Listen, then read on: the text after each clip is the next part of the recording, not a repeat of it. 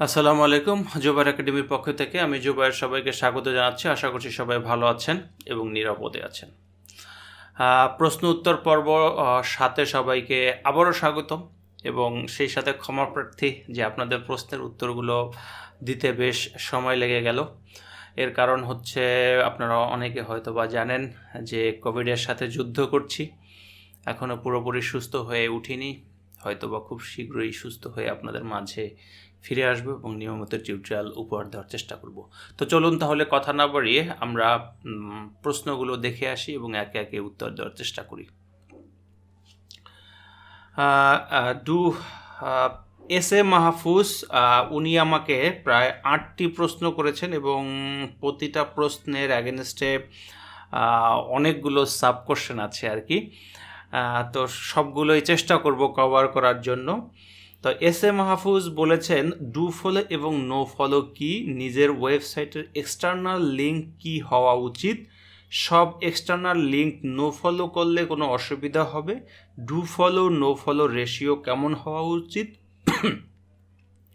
সেটা হোক ব্লগ কিংবা e commerce. Okay, do follow এবং নো ফলো, ওনার এটা 1 নম্বর প্রশ্ন ছিল যে ডু ফলো নো ফলো নিয়ে উনি কথা বলেছেন।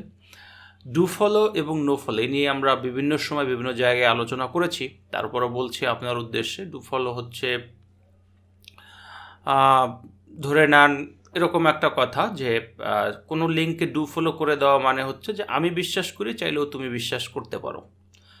আর নো ফলো করে দেওয়া মানে হচ্ছে আমি বিশ্বাস করি না, তোমাদেরও বিশ্বাস করার দরকার নেই, বা তোমরা চাইলে তোমরা বিশ্বাস করতে পারো। বিষয়টা হলো এমন, একটা লিঙ্ককে যখন আমরা কোথাও হাইপার লিঙ্কের মাধ্যমে কোথাও দুটো জায়গার মধ্যে কানেকশন করে দিই, বা বাইরের কোনো সাইটের সাথে বা যে কোনো জায়গা থেকে কানেকশন করে দিই, তখন এই হাইপার লিঙ্কটাকে আমরা নো ফলো এবং ডু ফলো একটা কোড ইউজ করে, HTML কোড ইউজ করে তাকে আমরা নো ফলো এবং ডু ফলো করে দিয়ে থাকি।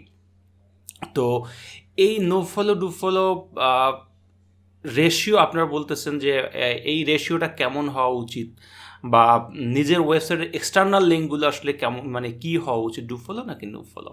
যদি সেটা অ্যামাজন অ্যাফিলিয়েটের লিঙ্ক হয় সেটা অবশ্যই নো ফলো হবে, কারণ আপনি যদি ডু ফলো করে দেন কোনো হাইপার লিঙ্কে, যদি ডু ফলো করে দেন তাহলে বুঝতে হবে যে আপনার এখান থেকে কিছু লিঙ্ক জুস সেখানে পাস হবে। তো যদি আপনার অ্যামাজন বা যে কোনো অ্যাফিলিয়েট সাইটের লিঙ্কগুলোকে ডু ফলো করে দেন, তার মনে হচ্ছে আপনি তাকে র্যাঙ্ক করানোর জন্য হেল্প করছেন, কিংবা তাকে লিঙ্ক জুস দেওয়ার জন্য হেল্প করছেন, এবং সেজন্যই দেখা যাবে যে তার অ্যামাজনের আর্টিকেলগুলোও র্যাঙ্কে চলে আসার চান্স থাকবে। তো এই জন্য হচ্ছে যখন আপনারা অ্যাফিলিয়েটের লিঙ্কগুলো ইউজ করবেন সেগুলো অবশ্যই নো ফলো করে দিবেন। আর কিছু ক্ষেত্রে হচ্ছে যে আমরা আমাদের সব জায়গায় আলোচনা করি একটা বিষয় হচ্ছে যে লিঙ্কগুলা কি, এক্সটার্নাল লিঙ্ক কি আর ইন্টারনাল লিঙ্ক কি। এক্সটার্নাল এবং ইন্টারনাল লিঙ্ক এই বিষয়টা আপনাকে আগে ভালোভাবে বুঝতে হবে। যদি এই জিনিসটা আগে বুঝতে পারেন তাহলেই আপনি বুঝতে পারবেন যে একে নো ফলো করা উচিত নাকি ডু ফলো করা উচিত। ইন্টারনাল লিঙ্ক মানে হচ্ছে নিজেদের মধ্যে নিজেদের লিঙ্ক করা। আপনার একাধিক আর্টিকেল আছে, আপনি একটা ইউজার যখন আপনার ওয়েবসাইটে আসবে তখন আপনি তাকে বলে দেওয়া যে আমাদের এই সিমিলার টপিকে যদি আপনার কোনো আর্টিকেল থেকে থাকে তাহলে জাস্ট ওখানে কানেক্ট করে দেওয়া এবং ভিজিটরকে উল্লেখ করে দেওয়া, বোঝানো যে আমার এই রিলেটেড যদি আরও ডিটেলস জানতে চান তাহলে এখান থেকেও পড়ে নিতে পারবেন। অর্থাৎ আপনার অ্যানাদার আর্টিকেলকে লিঙ্ক করে দেওয়া বা হাইপার লিঙ্ক করে দেওয়া। তো এটা হচ্ছে ইন্টারনাল লিঙ্ক। আর যদি এক্সটার্নাল লিঙ্কটা হলো এরকম, ধরেন আমি একটা কথা বলেছি বা আমি কোথাও একটা ব্লগ লিখেছি যে, অথবা জুবায়ের একাডেমির ওয়েবসাইটে আমরা একটা ব্লগ সেকশনে লিখেছি যে এই কথাটা বলেছি যে কোনো কিছুকে বিশ্বাস যদি হয় যে এরকম যে আমি বিশ্বাস করি তোমরাও বিশ্বাস করতে পারো, this is called do follow. আর আমি বিশ্বাস করি না, চাইলেও তোমরা বিশ্বাস করো না, অথবা চাইলে করতে পারো, এটা আপ টু ইউ। বা গুগলকেও এই একই সিগন্যালটা দিয়ে বুঝিয়ে দেওয়া যে গুগল তুমি চাইলে বিশ্বাস করতে পারো, নাও পারো, এটা তোমার বিষয়। তো এই কথাটা আমি ডু ফলো এবং নো ফলো দিয়ে বুঝিয়েছি। আপনি করলেন কি, আপনার ওয়েবসাইটে আমার কথাটাই উল্লেখ করলেন, যে একটা আপনি ডু ফলো এবং নো ফলো নিয়ে একটা ওয়েবসাইট একটা আর্টিকেল লিখলেন, সরি ফর দ্যাট। তো একটা আর্টিকেল লিখলেন এবং সেখানে লিখলেন আমি যে কথাটা বলেছি সেই কথাটা আপনার ভাষায় আপনি সেখানে উল্লেখ করে দিলেন। রেফারেন্স হিসাবে বললেন কি এই কথাটা আপনি কোথা থেকে পেয়েছেন, এই কথাটা পেয়েছেন জুবায়ের একাডেমির ওয়েবসাইট থেকে। তো জুবায়ের একাডেমির ওয়েবসাইটের কোথা থেকে পেয়েছেন সেই লিঙ্কটাকে জাস্ট এখানে হাইপার লিঙ্ক করে দেওয়া, দিস ইজ এক্সটার্নাল লিঙ্ক। এটা হবে আপনার জন্য এক্সটার্নাল লিঙ্ক এবং জুবায়ের একাডেমির ওয়েবসাইটের জন্য হবে একটা ব্যাকলিঙ্ক। তো ব্যাকলিঙ্ক মানে এই না যে লিঙ্কিং মানে বা এক্সটার্নাল লিঙ্কিং মানে এই না জোর করে একটা লিঙ্ক এখানে বসিয়ে দিবেন, আপনার ইউজড প্লাগিং গ্রিন সিগন্যাল দিবে, বিষয়টা হলো এমন না। আপনাকে যে কোনো কাজ ন্যাচারালি করতে হবে। গুগল কিন্তু এখন অনেক কিছু বোঝে, যেহেতু অনেক কিছু বোঝে সুতরাং একে ম্যানিপুলেট করার ট্রাই না করাটাই বেটার। তো সেক্ষেত্রে মানে আমি মনে হয় কিছুটা বোঝাতে পেরেছি যে এক্সটার্নাল লিঙ্কটা কী। এখন এক্সটার্নাল লিঙ্কটা কী হওয়া উচিত, যদি আপনি কোনো স্ট্রং তথ্য দেন, এখানে কোনো স্ট্রং একটা তথ্য দেন যে কোনো একটা জায়গা থেকে কথা নিয়ে কিংবা একটা ভালো একটা রেফারেন্স হিসেবে দেন, তখন অবশ্যই সেটাকে ডু ফলো করে দেবেন। তো এটা বড় কোনো ইস্যু না।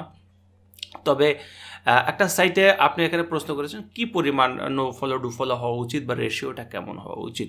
তবে যেহেতু আমরা জানি যে যদি ডু ফলো লিঙ্ক করেন লিঙ্ক জুস পাস হয়ে যায়, সুতরাং এখানে কিছু ডু ফলো দিবেন, বাকিগুলো নো ফলো করে দিতে পারেন। অর্থাৎ ইম্পর্টেন্ট যে লিঙ্কগুলো থাকবে, অথরিটি সাইটগুলো আছে যেগুলো ভালো ভালো সাইট, এই ভালো ভালো সাইটগুলোকে আপনি ডু ফলো করে দিবেন। আর যেগুলো ধরেন খুব ভালো সাইট না কিংবা তেমন একটা আপনার মনে করছেন না যে এতগুলো এক্সটার্নাল লিঙ্ককে আপনি ডু ফলো দিতে যাচ্ছেন না, সেই ক্ষেত্রে শুধুমাত্র ভালো ওয়েবসাইট বা অথরিটি ওয়েবসাইটগুলোকে ডু ফলো রেখে বাকিগুলোকে নো ফলো করে রাখতে পারেন।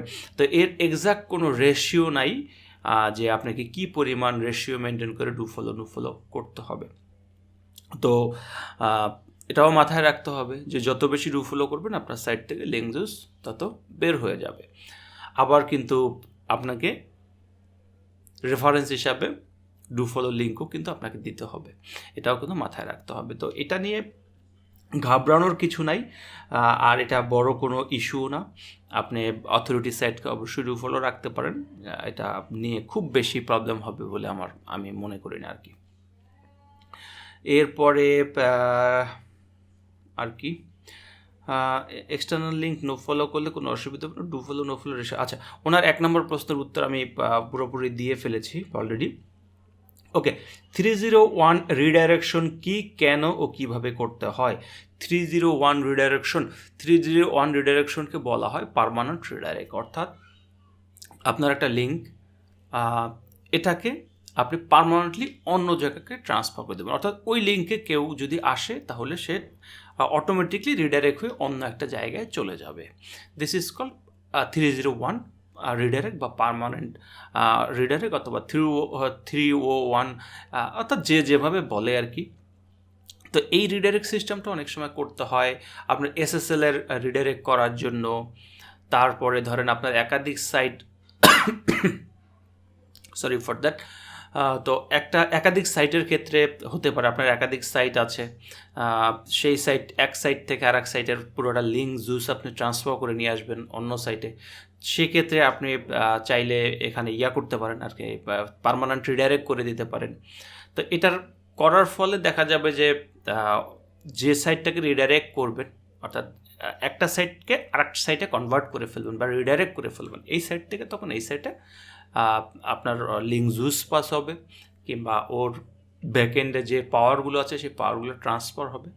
অনেকে কিন্তু এই 301 রিডাইরেক্টগুলো অনেক পারপাসে ইউজ করে, অনেকে এক্সপায়ার্ড ডোমেন এগুলো কিনে পাওয়ার বৃদ্ধি করার জন্য এই রিডাইরেক্ট সিস্টেমগুলো করে থাকেন। তো এটা আসলে অনেকভাবে করা যায়। এই রিডাইরেক্ট সিস্টেমটা ওয়ার্ডপ্রেসের বিভিন্ন প্লাগিংস আছে, এই প্লাগিংসের মাধ্যমে করা যায়।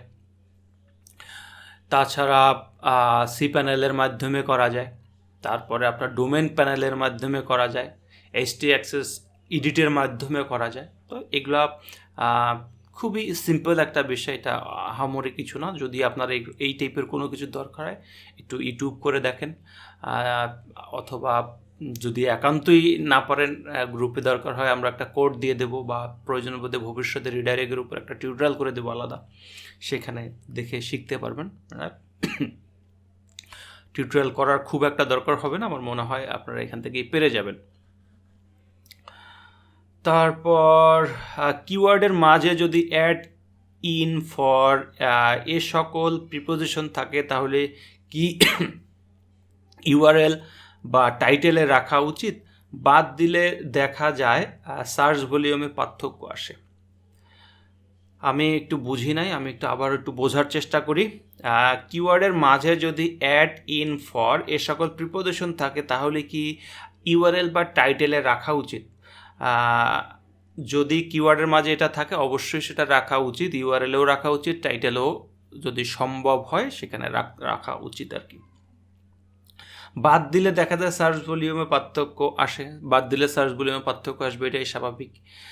তো এটা রাখা উচিত, এটা র্যাঙ্কিং সিগন্যাল বলা যায়, র্যাঙ্কিং ফ্যাক্টরস। তো সুতরাং এটাকে আপনাকে রাখতে হবে।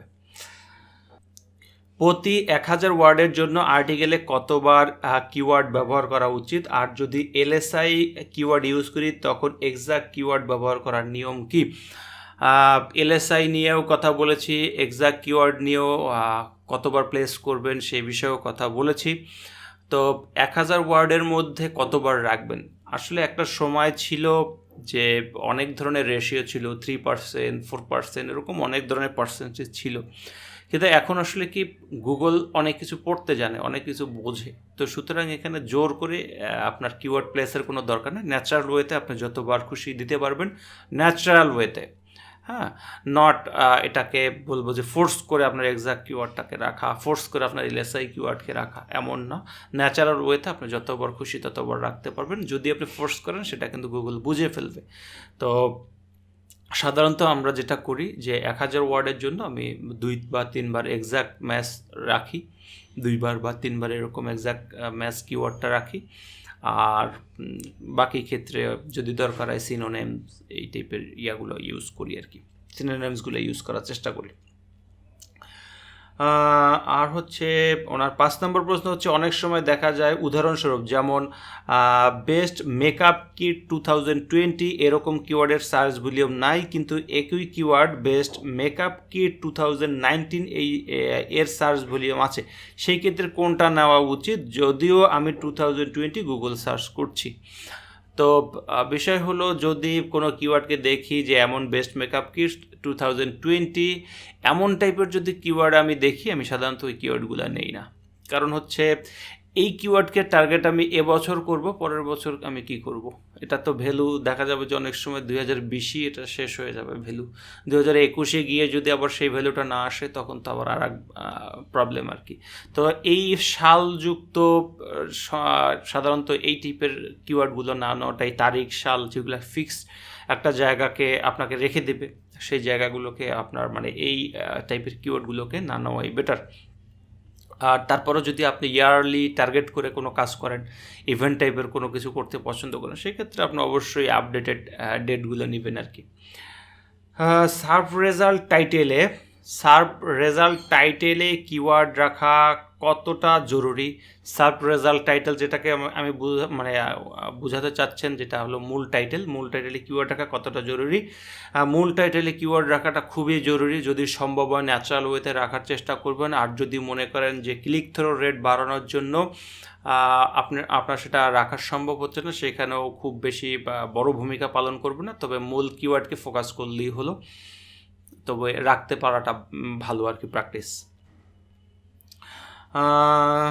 এরকম কিওয়ার্ডের তারপরে হচ্ছে, যদি আমি আমার আকর্ষণীয় টাইটেল দেই আর সার্ভ টাইটেলে কিওয়ার্ড না রেখে কন্টেন্টের H1 ট্যাগে রাখি, সেক্ষেত্রে নির্দিষ্ট কিওয়ার্ডে আমার ওয়েবসাইট পাবে? এখন কথা হচ্ছে এখানে ওনার অপটিমাইজেশনে কিছুটা ভুল আছে। H1 ট্যাগটাই হচ্ছে, যদি আপনি ইউজ করেন H1 ট্যাগই হচ্ছে আপনার সার্ভের জন্য। তো এখানে রাখা আর সার্ভের জন্য রাখা দুইটার মধ্যে পার্থক্য কোথাও আমি আসলে প্রশ্নটা পুরোপুরি ওরকমভাবে ক্লিয়ার না। H1 ট্যাগে রাখলে সেটা অটোমেটিকলি আপনার সার্ভের জন্য হয়ে যাবে, আর মূল টাইটেলই সাধারণত H1 ট্যাগ হয়, আর বাকি ট্যাগগুলো আসলে H2 বা H3 H4 এগুলো দিয়ে করা হয়। তো মূল টাইটেলগুলোকে H1-এ রাখতে হয় আর কি। আমার মনে হয় বোঝাতে হয়তো বা কিছুটা প্রবলেম হচ্ছে, অথবা আমি বুঝতে পারছি না, এরকম কিছু হতে পারে।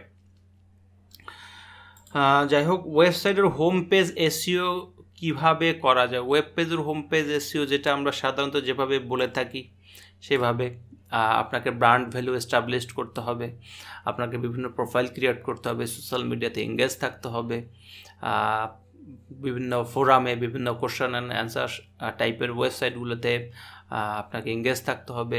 অর্থাৎ ব্র্যান্ড ভ্যালু বাড়ানোর মাধ্যমে আপনার home page automatically SEO of পেজের এসইওগুলো হয়ে যায়। আর অন পেজ তো সেটা হচ্ছে, যদি এটা সাইট টু সাইট ভেরি করবে, আপনার ডিজাইনের উপর ভেরি করবে। কেউ কেউ হোম পেজে যেটাকে বলা হয় পিলার আর্টিকেল দিয়ে অপটিমাইজ করে, কেউ কেউ হোম পেজকে সুন্দরভাবে সাজিয়ে বিভিন্ন ক্যাটাগরিকে সাজিয়ে অপটিমাইজ করে বা ডেকোরেশন করে। এটা যার যার ব্যক্তিগত বিষয়, এক্স্যাক্টভাবে বলা যাচ্ছে না যে আপনার হোম পেজটাকে কীভাবে আপনি সাজাবেন বা কীভাবে এসইও করবেন, এটা এক্স্যাক্ট বলা যাচ্ছে না। আমার দৃষ্টিকোণ থেকে আপনার যেভাবেই সাজান না কেন, আপনাকে ব্র্যান্ড ভ্যালু বাড়াতে হবে। হোম পেজের এসইও করানোর জন্য ব্র্যান্ড ভ্যালু বাড়াতে হবে এবং সেটা ইউজার ফ্রেন্ডলি হতে হবে, তাহলেই হয়ে যাবে আর কি। হোম পেজেও কি এক্সটার্নাল লিঙ্ক রাখতে হবে? যদি আপনি পিলার কন্টেন্ট টাইপের এরকম কিছু দিয়ে থাকেন তাহলে অবশ্যই আপনাকে এক্সটার্নাল লিঙ্ক রাখতে হবে, র্যাঙ্কিং সিগন্যাল যেহেতু, তো সুতরাং এটা রাখার চেষ্টা করতে হবে।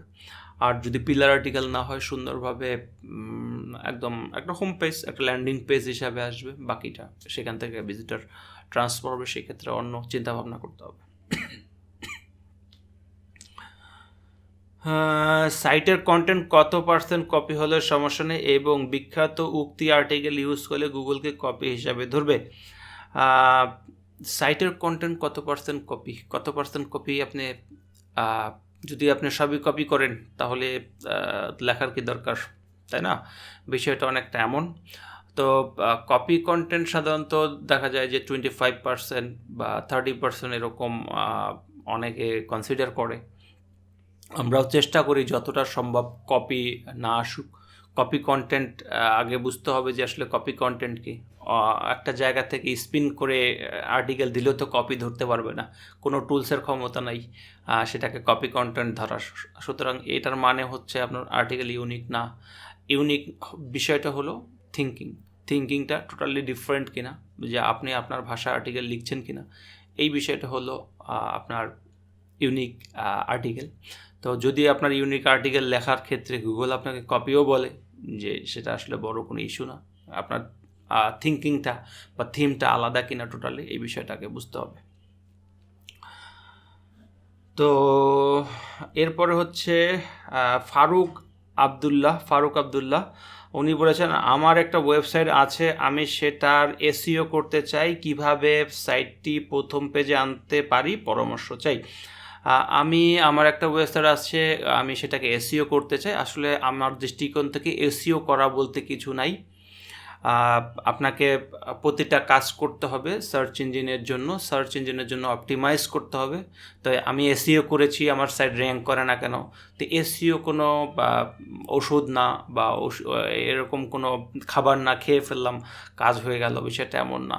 এসইও হচ্ছে একটা প্রসেস, সার্চ ইঞ্জিন অপটিমাইজেশন, অর্থাৎ সার্চ ইঞ্জিনের জন্য অপটিমাইজেশন। এটা কন্টিনিউয়াস প্রসেস, এটা চলবে। হ্যাঁ, আপনার সার্চ ইঞ্জিনগুলো কী কী পছন্দ করছে, নতুন কি আপডেট আসছে, তার সাথে তাল মিলিয়ে কাজ করা, এটার কন্টিনিউয়াস প্রসেস। এটা কোনো ওষুধ বা খাবার না, খেয়ে ফেললেন কাজ শেষ হয়ে গেল।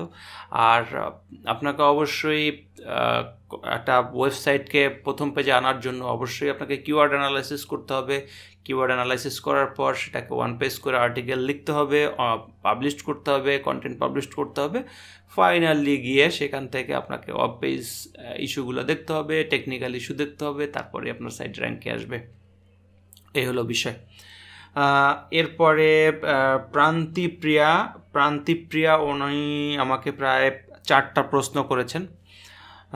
যদি 1 নম্বর প্রশ্ন, যদি নিজেই কন্টেন্ট লিখি তবে র্যাঙ্ক করানোর জন্য কী করতে হবে? নিজে লেখেন আর বাইরে থেকে লিখেন, র্যাঙ্ক করানোর জন্য ওই একই কাজ করতে হবে। প্রথম কাজ কিওয়ার্ড রিসার্চ করা, পরের কাজ হচ্ছে ওয়ান পেজ করা, তারপরে হচ্ছে অফ পেজ করা, এরপরে টেকনিক্যাল ইস্যুগুলো দেখা। এই হলো বিষয় আর কি। নিজে লেখেন আর বাইরে থেকে লেখেন, কন্টেন্ট ইজ কন্টেন্ট, ঠিক আছে? আর বাইরে থেকে লিখলে বিষয় হলো যে বাইরে থেকে লিখলেই যে 100% ভালো কন্টেন্ট হবে এমন কোনো কথা না। আপনিও ভালো কন্টেন্ট লিখতে পারেন। আবার বাইরে থেকেও লিখলে নেটিভ রাইটারদের টোন আবার আলাদা, সেটা তো বুঝতে হবে। নেটিভ রাইটার যদি কোনো আর্টিকেল লেখে সেটা তো অবশ্যই এটা ভালো হবে, এবং চেষ্টা করবেন নেটিভ রাইটার থেকে লেখানোর জন্য যদি বাইরে থেকে লেখান। আর আপনি যদি নিজে লেখেন তাহলে নেটিভ টোনে লেখার চেষ্টা করবেন, তাহলে তো হয়ে গেল। নিজে লেখেন আর বাইরে থেকে লেখেন একই বিষয়।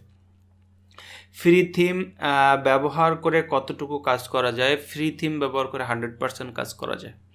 তো এটা নিয়ে ফ্রি থিমের সাথে মানে ফ্রি বলতে ফ্রি মানে এটা না যে কারো কাছ থেকে একটা পেইড থিম ফ্রিতে ম্যানেজ করে নিয়ে আসলেন। আর একটা জিনিস একটু মাথায়ও রাখতে হবে যে ফ্রি তো ফ্রি, কোনো কিছুই ফ্রি না। আপনাকে কেন একটা জিনিস ফ্রি দিচ্ছে? ওই থিমটা ডেভেলপ করতে একটা ব্যক্তির অনেক কষ্ট হয়েছে, সময় লেগেছে, মাসের পর মাস লেগেছে। তো সেই জিনিসগুলো যখন আপনাকে ফ্রিতে কেউ দিবে বা অফার করছে, তাহলে বুঝতে হবে সামথিং রং। তো বিষয় হলো কিছু ফ্রি থিম অবশ্যই আছে, যেগুলো এসইও ফ্রেন্ডলি সেগুলো অবশ্যই ইউজ করবেন। যেগুলো লাইট টাইপের থিম সেগুলো ইউজ করতে পারেন। ফ্রি থিম ইউজ করেই অনেক কিছু করা পসিবল। তো এটা নিয়ে টেনশন করার কিছু নাই যে পেইড থিম লাগবে এমন কোনো কথা নাই। ফ্রি থিম কীভাবে বাছাই করবো? ওই যে ফ্রি থিম বাছাই করার আগে তার রিভিউ দেখতে হবে, ওই থিমের কিছু সাইট দেখতে হবে, কতটুকু এসইও ফ্রেন্ডলি, কতটুকু স্পিড পাচ্ছে, স্পিডটা চেক করতে হবে, কিংবা এর কোনো নেগেটিভ রেটিং আছে কি না এগুলো একটু দেখতে হবে। এগুলো সব কিছু বিবেচনা করেই আপনাকে একটা থিম সিলেক্ট করতে হয়। থিম কাস্টমাইজ নাকি এলিমেন্টর বা ডিভি দিয়ে থিম বানাবো? এই থিম বানাবো ডিভি দিয়ে, ডিভি থিম, এলিমেন্টার, এগুলো আসলে ডিজাইন করে, এগুলোর মাধ্যমে হচ্ছে সাইটটাকে ডিজাইন করে। থিম তো এখান থেকে তৈরি করা যাবে না, এখান থেকে ডিজাইন করে একটা থিমকে। তো যাই হোক, এখন কথা হচ্ছে যে এলিমেন্টর আর ডিভি থিম এটা আপ টু ইউ, আপনি যেটা পছন্দ করেন, যেভাবে আপনার কাজের সুবিধা হয়, আপনি যেটা ব্যবহার করতে অভ্যস্ত, যেটার কাজ জানেন, আপনার সেইভাবে সেই পেজ বিল্ডার দিয়ে আপনারা চাইলে ডিজাইন করতে পারবেন। এটা আপনার ব্যক্তিগত ইচ্ছা। আমাদের শাহরিন হাসান উনি বলেছেন, যদি স্লাইড শেয়ারে আমার ওয়েবসাইট নিশ রিলেটেড টপিক নিয়ে স্লাইড তৈরি করি তাহলে কি এটি ওয়েবসাইট র্যাঙ্কিংয়ে হেল্প করবে? অবশ্যই হেল্প করবে। কারণ হচ্ছে আপনি একটা স্লাইড শেয়ারে আপনার ওয়েবসাইট রিলেটেড টপিক নিয়ে একটা স্লাইড তৈরি করবেন, সেখানে আপনার লিঙ্ক রাখতে পারবেন। তো সেখানে এইভাবে লিঙ্ক রাখার মাধ্যমেও কিন্তু সেখানে লিঙ্ক নিয়ে আসা পসিবল। শরীফ ইস্পাহানি সদ্য প্রকাশিত গুগল পেজ ইন্ডেক্সিং নিয়ে এসইও ভাবনা কি? বিষয়টা একটু বিস্তারিত বুঝিয়ে বলবেন। সদ্য যেটা প্যাসেজ ইন্ডেক্সিং একটা জিনিস খেয়াল করেন, মূল বিষয়টা হলো এরকম যে গুগল এখন একটা ওয়েব কন্টেন্টের ভিতর থেকে নির্দিষ্ট কিছু অংশ সে আলাদাভাবে ইন্ডেক্স করে, এবং ইউজার যখন সার্চ করে তখন দেখা যায় যে ইউজারকে তখন সেই অংশে নিয়ে যাচ্ছে। তাই এটা অবশ্যই ইউজার ফ্রেন্ডলি, এবং গুগলের যতই আপডেট আসুক না কেন, যাই আসুক না কেন, এটা আপনার ক্ষতি করার উদ্দেশ্যে আসে না। গুগলের যত প্রকার আপডেট আসে সেগুলো হচ্ছে কেবলমাত্র ইউজার ফ্রেন্ডলি করার জন্য, অর্থাৎ সার্চ ইঞ্জিনকে ইউজার ফ্রেন্ডলি করার জন্য সকল প্রকার আপডেট আসে। তাই এখানে আপনাকে সেই তাল মিলিয়ে কিন্তু আপনাকেও আপডেট করতে হবে, যে কোনো একটা বিষয় বা যে কোনো একটা টপিকে কিন্তু আপনাকে আপডেট করতে হবে। তো এখন প্যাসেজ ইন্ডেক্সিং এটা খুবই গুরুত্বপূর্ণ একটা পার্ট, যেহেতু আপনার ইন্ডিভিজুয়াল একটা প্যাসেজ থেকে এখন ভিজিটর আসা পসিবল বা র্যাঙ্ক করা পসিবল। সেক্ষেত্রে অবশ্যই আপনাকে যখন প্যাসেজ লিখবেন তখন সেখানে এক্স্যাক্ট একটা অ্যান্সার দেওয়ার চেষ্টা করবেন, যেন সেটা গুগল ওই অংশটা ইন্ডেক্স করে এবং সেই অংশটা থেকেও যেন ইন্ডেক্স হওয়ার কারণে যেন ভিজিটার আসে। তো অবশ্যই সেটাকে খুব গুরুত্বের সাথে দেখতে হবে এবং এক্স্যাক্ট অ্যান্সার দেওয়া বা ওটাকে সুন্দরভাবে অপটিমাইজ করা, সেই বিষয়গুলো একটু খেয়াল রাখতে হবে। HSM শাওন আহমেদ একটা প্রশ্ন করেছেন, ওয়েবসাইট যদি PHP বা পাইথন ETC দিয়ে বানানো হয় তাহলে ইয়োস্ট SEO প্লাগিন সহ অন্যান্য প্লাগিনস কি ইনস্টল করা যাবে? PHP এবং পাইথন এগুলো দিয়ে যে সাইট তৈরি করা, যদি মনে করেন যে PHP দিয়ে যদি আপনি কাস্টমভাবে কোনো CMS তৈরি করেন বা ওয়েবসাইট তৈরি করেন, সেখানে আমি জানি না, আসলে অসম্ভব বলে তো কিছু নাই।